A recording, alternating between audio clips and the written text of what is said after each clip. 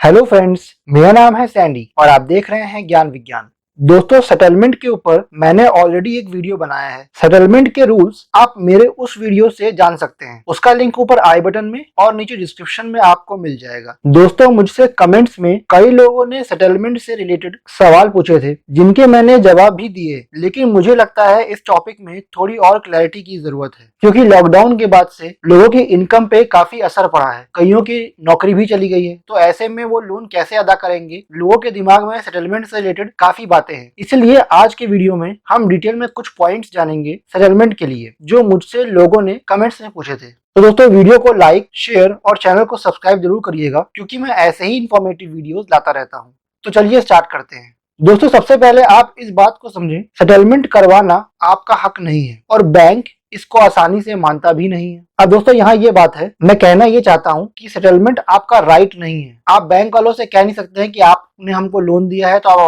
आप सेटलमेंट भी करिए, क्योंकि हम पैसा दे नहीं पा रहे हैं। आपने बैंक से पूरा पैसा लिया है तो ये आपकी जिम्मेदारी बनती है कि आप बैंक को पूरा पैसा वापस करें, ब्याज सहित। तो ये आपका राइट तो नहीं है। इसके अलावा बैंक इसको आसानी से मानता भी नहीं है। यानी कि अगर आपने बैंक से एक बार में बोल दिया कि अभी मेरे पास इनकम नहीं हो रही है जनरेट और मेरे पास पैसा नहीं है और आप सेटलमेंट कर लीजिए, तो बैंक वाले इसको आसानी से मानेंगे भी नहीं, क्योंकि एक तरह से उन्होंने पब्लिक का पैसा आपको दिया है लोन पे। अब अचानक से हर कोई अगर यही कहने लगे कि हमको सेटलमेंट करना है, तो फिर बैंक वालों के पास तो पैसा ही नहीं बचेगा और बैंक वालों की कमाई का क्या होगा। तो इसलिए बैंक वाले इसको आसानी से मानते भी नहीं है। अब दोस्तों, कई लोगों ने मुझसे कमेंट में पूछा कि सेटलमेंट कैसे करें, तो मैं बता दूं कि इसका कोई तरीका नहीं है। जब आप लोन को अदा करना बंद कर देते हैं, तब बैंक वाले ऑफिस या घर आकर या मोबाइल से आपको संपर्क करते हैं आउटस्टैंडिंग अमाउंट की रिकवरी के लिए। आउटस्टैंडिंग अमाउंट यानी कि जो बकाया आपको पे करना है। अब ऐसे में दो चीजें हो सकती हैं, या तो आप धीमे धीमे करके पे करिए, 1-2 महीने की अगर आप नहीं पे कर पाते हैं ईएमआई या कुछ भी आप लोन अकाउंट में नहीं डाल पाते हैं, तो 1-2 महीने के बाद डालिए पेनाल्टी के साथ। या फिर आप ये कर सकते हैं कि आप सेटलमेंट करने की पहल कर सकते हैं। पहल करने में कोई दिक्कत नहीं है। हालांकि ये भी सच है कि बैंक वाले शुरुआत में नहीं मानेंगे, क्योंकि बैंक वालों को पता है कि बैंक वालों का ही नुकसान है इसमें। लेकिन अगर आप बैंक को पैसा अदा नहीं करेंगे काफी समय तक, तो बैंक के पास कोई और ऑप्शन नहीं रह जाता है सेटलमेंट के अलावा, क्योंकि बैंक में इस तरह एनपीए बढ़ने लगते हैं, जिससे बैंक पीछे छुड़ाना चाहता है। इसीलिए अंत में वो मान जाती है। अब दोस्तों, क्या होता है कि जैसे लॉकडाउन के बाद अभी आप जान रहे हैं कि ऐसी सिचुएशन है कि कईयों की नौकरी चली गई है। तो ऐसे में अगर एक सेटलमेंट के लिए बोलेगा तो कई सेटलमेंट के लिए बोलेंगे। तो अगर सबकी बात बैंक नहीं मानेगा या बैंक सेटलमेंट के को हमेशा मना ही करता रहेगा, तो जो एनपीए अकाउंट लोन का हो चुका है वो काफी समय तक बैंक के पास रहेगा। तो ऐसे में बैंक को इसका नुकसान है। और सही मायने में एनपीए की मॉनिटरिंग आरबीआई भी करती है और गवर्नमेंट ऑफ इंडिया भी करती है। तो जो कि उनसे कहते भी रहते हैं बैंक वालों से कि आप एनपीए को खत्म करिए, क्योंकि एक बहुत बड़ी मुसीबत है ये एनपीए। अब ऐसे में जब आप पैसा लोन का अदा ही नहीं करेंगे, तो बैंक वालों के लिए ये जो लोन अकाउंट है ये एक सरदर्द बना रहेगा। तो उसको फिर ये बैंक वाले यही कोशिश करेंगे कि ये चलो कुछ ईएमआई जमा नहीं कर रहे हैं, तो एक मुश्त अमाउंट लेकर इस लोन अकाउंट को बंद कर देते हैं। तो ऐसे में फिर बाद में बैंक सेटलमेंट के लिए राजी हो जाती है, लेकिन पहली बार में ही राजी हो जाए ये जरूरी नहीं है।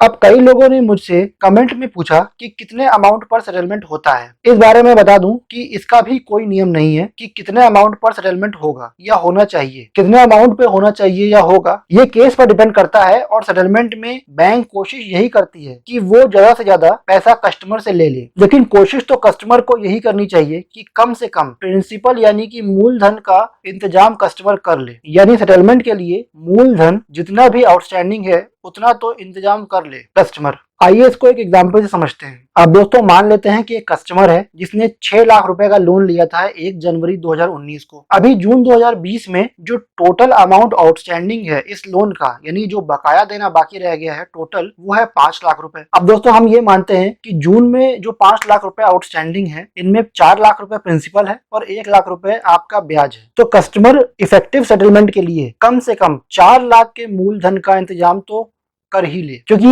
एटलीस्ट बैंक ये तो कोशिश करेगी कि जो पैसा उसने आपको दिया है, कस्टमर को दिया है, वो तो उससे वो रिकवर कर ले। चलो ब्याज नहीं मिलता है वो तो अलग बात है, लेकिन कस्टमर से अगर प्रिंसिपल भी ना रिकवर हो तो बैंक वाले सोचते हैं कि कम से कम प्रिंसिपल तो हम रिकवर कर ही लें, चलो ब्याज चला गया चला गया। हालांकि ये भी कोई मैंडेटरी नहीं है, ये कोई जरूरी नहीं है कि बैंक वाले प्रिंसिपल ही रिकवर करें। कभी कभी ऐसे भी होता है, बहुत से ऐसे केसेस भी आते हैं कि कस्टमर बिल्कुल भी पैसा दे नहीं पाता है, बहुत कम पैसा दे पाता है। तो ऐसे में बैंक प्रिंसिपल को भी सेक्रीफाइस कर देती है। यानी कि अगर जैसा हम इस केस में हम बात करें कि 4 लाख का जो प्रिंसिपल है, अगर 4 लाख का इंतजाम वो प्रिंसिपल का करेगा, मान लीजिए वो 4 लाख का इंतजाम नहीं कर पाता है, तो कहिए वो 2 लाख पे या 1 लाख पे भी बैंक सेटलमेंट कर सकती है। बहुत जोर देने पर बैंक ये भी कर सकती है, क्योंकि जब आपके पास पैसा ही नहीं है तो फिर क्या होगा। बैंक वाले अब जबरदस्ती तो आपसे पैसा लेंगे नहीं। अब दोस्तों कई लोगों ने मुझसे कमेंट में ये भी पूछा कि क्या सेटलमेंट के बाद कोई और लोन लिया जा सकता है उनके द्वारा, या उनके परिवार में से कोई लोन ले सकता है। तो दोस्तों सेटलमेंट करने के बाद आपको किसी भी बैंक से लोन नहीं मिलेगा, चाहे वो कोई भी लोन हो। जब आप सेटलमेंट करवाते हैं तो बैंक वाले आपको एक नो ड्यू सर्टिफिकेट देंगे, जिसमें वो लिखेंगे कि आपने लोन सेटलमेंट में बंद करवाया है। ये सर्टिफिकेट दूसरी बैंक आपसे मांग सकती है लोन देते वक्त। जब वो बैंक उस नो ड्यू सर्टिफिकेट की जांच करेगी तो उसमें उन्हें सेटलमेंट लिखा दिखाई देगा, तो वो बैंक आपको लोन देने से मना कर देगी। अगर बैंक नो ड्यूज नहीं मांगती है तो भी जान लें कि जब आपने पुरानी बैंक से सेटलमेंट किया होगा तो उस बैंक ने इस बात की जानकारी सिबिल को दी होगी, जो आपकी सिबिल हिस्ट्री में दिखाई देगी, जिसे देखकर बैंक आपको लोन नहीं देगी, क्योंकि हर बैंक लोन देने से पहले आपकी सिबिल रिपोर्ट चेक करती ही है। तो उसमें सिबिल हिस्ट्री का एक कॉलम होता है जिसमें ये दिखाई देगा कि आपने कॉम्प्रोमाइज सेटलमेंट में एक लोन बंद किया है, और बस ये देखते ही बैंक आपको लोन नहीं देगी। हालांकि इसका असर आपके परिवार पर नहीं पड़ेगा, आपके परिवार का कोई भी एलिजिबल मेंबर बैंक से लोन ले सकता है। अब दोस्तों कई लोगों ने मुझसे कमेंट में ये भी कहा कि मेरे पास बिल्कुल भी पैसा नहीं है बैंक को देने के लिए, मैं सेटलमेंट कैसे करूं। तो उन लोगों को मैंने कमेंट में जवाब भी दिया, जो मैं यहाँ बोलना चाहता हूँ कि सेटलमेंट में आपको ऐसा तो है नहीं कि बिल्कुल भी पैसा देना नहीं पड़ेगा। सेटलमेंट में आपको एक मुश्त अमाउंट देना पड़ता है जो बैंक वाले एक्सेप्ट कर ले। अब वो अमाउंट आपका टोटल आउटस्टैंडिंग का आधा अमाउंट भी हो सकता है, टोटल आउटस्टैंडिंग का 75% अमाउंट भी हो सकता है। तो ऐसे में आपको कुछ ना कुछ अमाउंट तो जुटाना ही पड़ेगा अपने लोन को सेटलमेंट में बंद करने के लिए। अगर आपके पास बिल्कुल भी पैसा नहीं है तो आप सेटलमेंट भी कैसे करेंगे। तो इसलिए इतनी कोशिश तो आपको करना ही पड़ेगा कि आप पैसा जुटाकर एक मुश्त अमाउंट तैयार करें जिसका आप सेटलमेंट कर सकें। तो दोस्तों आज के लिए बस इतना ही। आज के वीडियो में आपने जाना उन सवालों के जवाबों को डिटेल में जो कई लोगों ने मुझसे कमेंट में पूछे थे सेटलमेंट से रिलेटेड। उम्मीद करता हूं कि आपको आज का मेरा ये वीडियो अच्छे समझ में आ गया होगा। अगर आपका इससे संबंधित कोई भी सवाल है तो मुझसे कमेंट करके पूछें, मैं जवाब जरूर दूंगा। और सब्सक्राइब करें मेरे चैनल ज्ञान विज्ञान को, साथ ही नोटिफिकेशन बेल आइकन को जरूर दबाइएगा और ऑल पर क्लिक कीजिएगा, क्योंकि मैं ऐसे ही इंफॉर्मेटिव वीडियोस लाता रहता हूँ। Thanks for watching.